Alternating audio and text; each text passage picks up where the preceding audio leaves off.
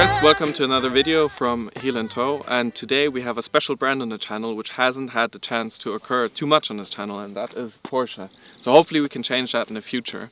And today we actually have a very special car which many would say is more of the unloved car, which is the 996. And in this case we even have a turbo and it's a manual, so I'm very excited to get in the car and get driving. Alright, before we get into the video, I just quickly wanted to talk to you about how I avoid getting points on my license. And actually many people ask me how I even still have my license or how I don't have many points. And the truth is that this little device does the magic. It is the Safi Drive Mini, and this also is the sponsor of today's video.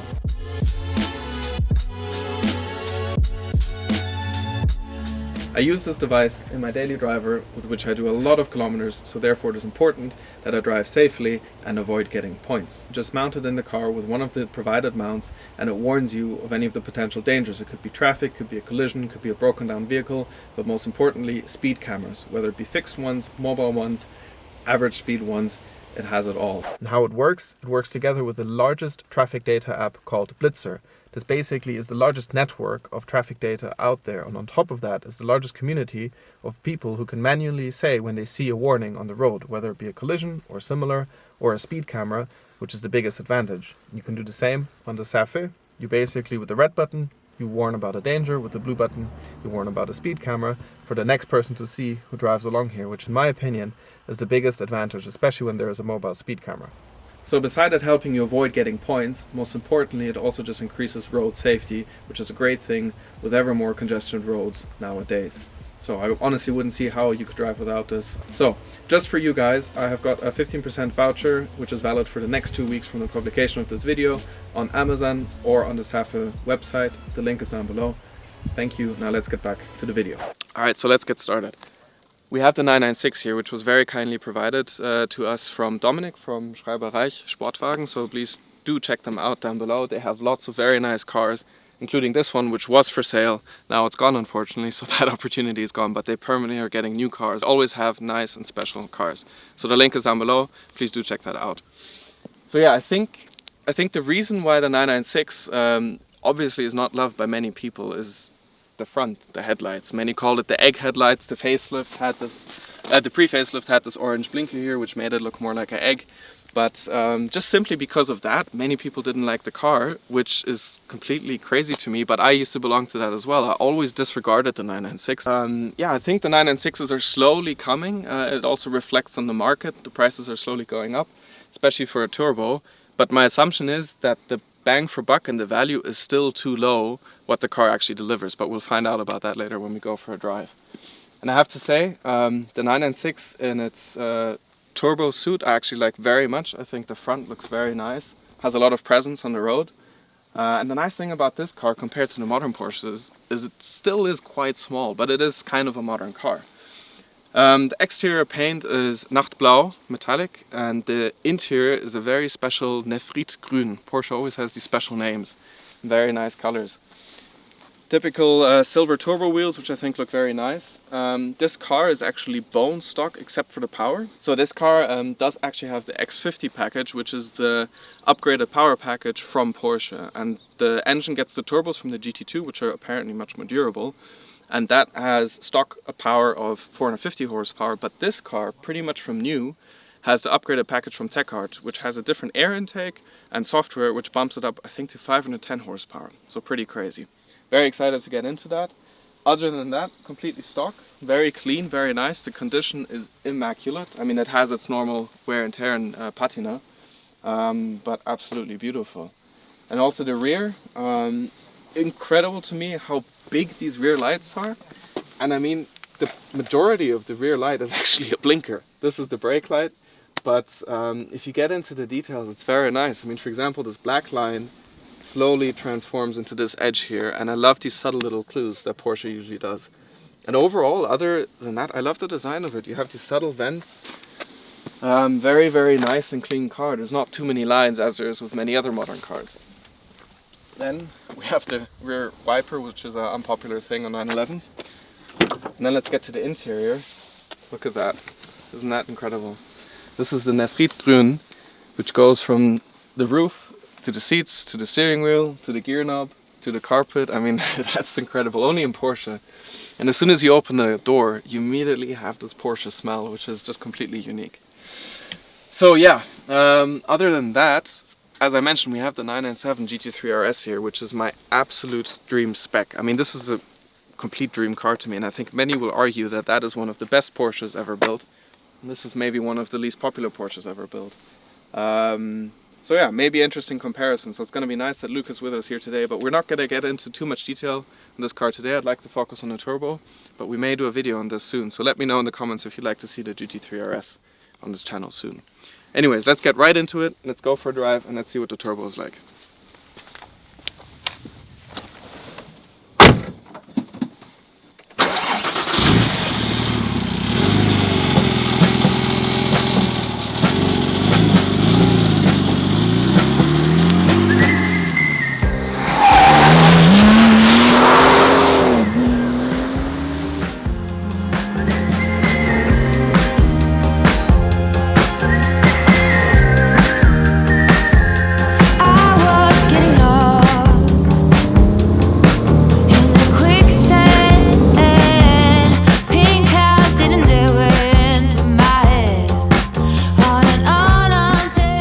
First time I'm ever driving a 996. I haven't driven many Porsches.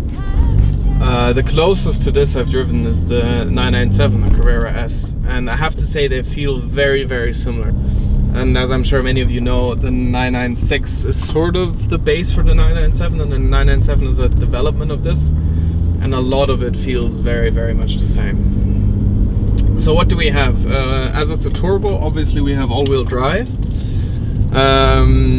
This one, as I mentioned before, has instead of 450, 510 horsepower due to the TechHard upgrade, which it's had very early on. Then we have a very nice manual transmission, which is very rare. The clutch takes a little bit of getting used to in first gear, but other than that, here we go. Yeah, you immediately have this Porsche feeling. Rev counter in the center, everything is driver oriented. Before we get into the dynamics of the vehicle, I just quickly want to talk about the interior, because many people, I think they don't like the exterior design too much and also the interior design, but I have to say I think this is the best interior design I've seen, or spec I've seen, even if you may or may not like the green. I think the advantage is the fact that everything is in leather and everything is the same color. You don't have this black plastic center dashboard. It still is plastic, you hear it, but it's wrapped in leather. And you don't have this contrast, and it actually looks alright. Oh my god, it's very period. The power, I mean, I just quickly stepped on it, is insane. Even for today's standards, this is more than quick.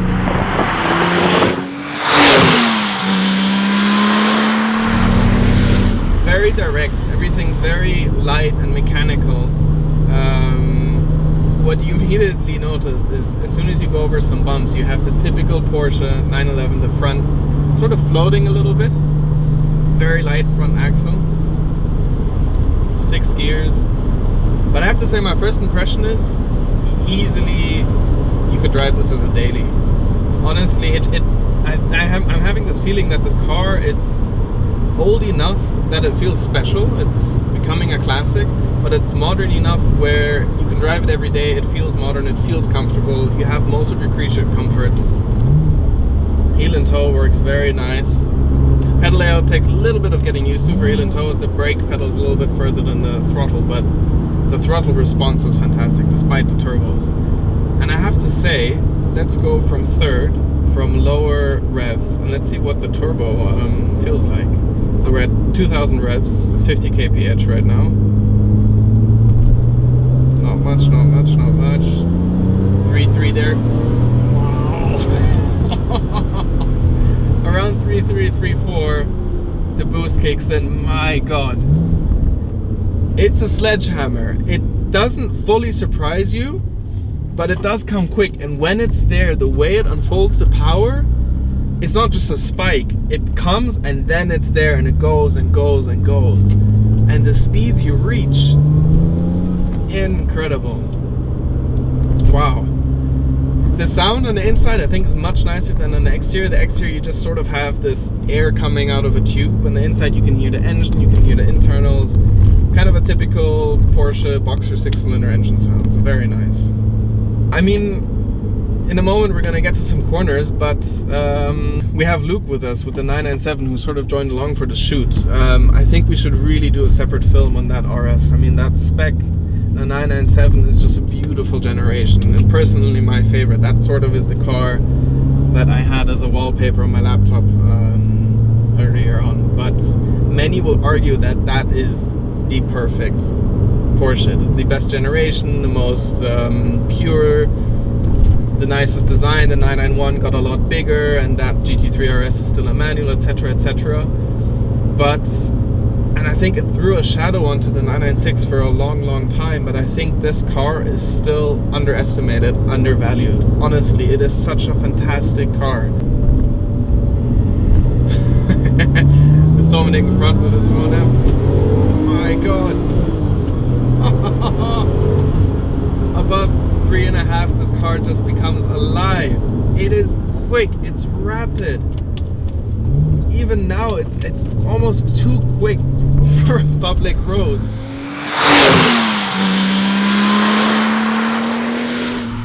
You can use so little of its power and be quick and move about in daily traffic and still be speedy. And honestly, one other thing that really speaks for this car is try and find a 500 horsepower manual usable sports car. I mean, where and how are you going to find that nowadays? I mean, it's just... Wait, hang on a minute. Hello? Hi, Luke. Yeah, I know. I know the 997 is a nicer car. Yes, it's naturally aspirated. Yeah, it looks great. It's a hero car. It's fantastic. But yes, it drifts. This is all-wheel drive. I know all of this, Luke. But listen, you can't even drive half an hour without getting a tinnitus. You've told me this. After half an hour, you're fed up. You couldn't daily this car. This car, you can daily it. It's manual. It has 500 horsepower. You can drive it sporty. It doesn't have understeer. I mean, what more do you want? And it's starting to become a classic, in my opinion. Yeah. Okay, listen. We'll film your car once, okay? Alright. Luke's always trying to convince me that the only thing you can drive is a manual and rear-wheel drive.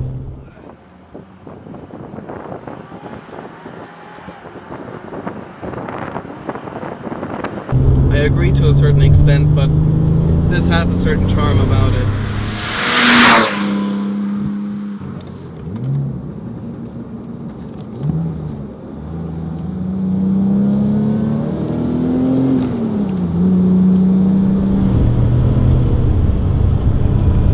What a sledgehammer. So we're on some twisty roads now, and the initial difference to most of the cars that I drive is the front axle. It is so light, and you can just feel it moving around lightly on the front. It takes a little bit of getting used to as a non-Porsche driver. And heel and toe is so nice.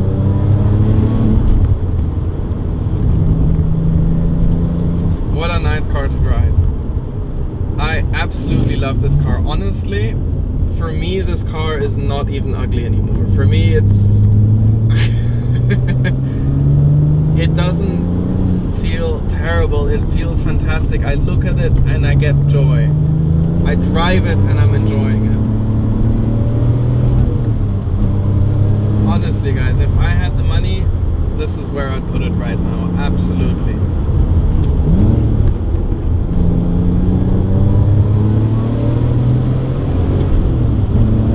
Love that we're chasing Dominic right now from Schreiber Drive Sports Cars. He's the one who's provided us the 996 Turbo. At this point, I'd also once again like to speak a big thank you to him for providing the car, giving me the trust, and letting me experience this unique car, especially in this color combination. The car currently has 68,000 kilometers. Very, very unique experience. So thank you very much. Please do check them out. The link is down below. They always have some nice cars, rotating a lot.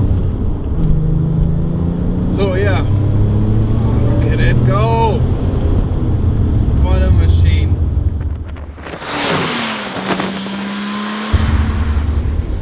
I love it. I mean, even the brake, it feels odd. It's not exactly inviting to stop the car immediately, nor is it confidence inspiring, so it does take some getting used to.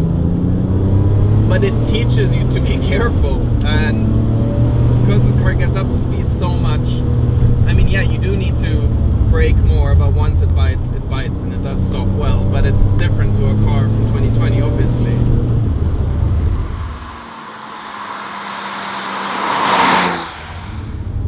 I mean, this is the thing about Porsches. Porsches are always so well-rounded, and I feel like the Turbo is that one car, that hero car that does everything. It's fast, it's amazing, it's comfortable, it gives you smiles, it makes your stomach turn around. The RS cars, or the GT3 RS cars, are more in one direction, which is this naturally aspirated screaming and track. And this is more the all-rounder, and I think this is the ultimate street car from Porsche, in my opinion.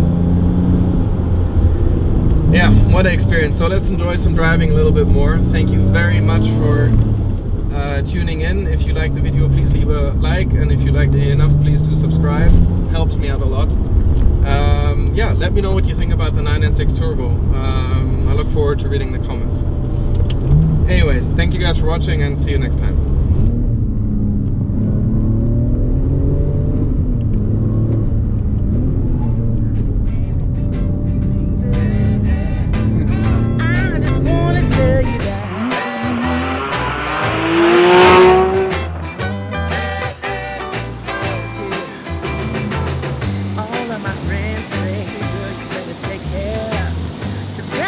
Trouble if that's beware. And go deep down, I know I might be headed for teardrops. Now that you got me started, I just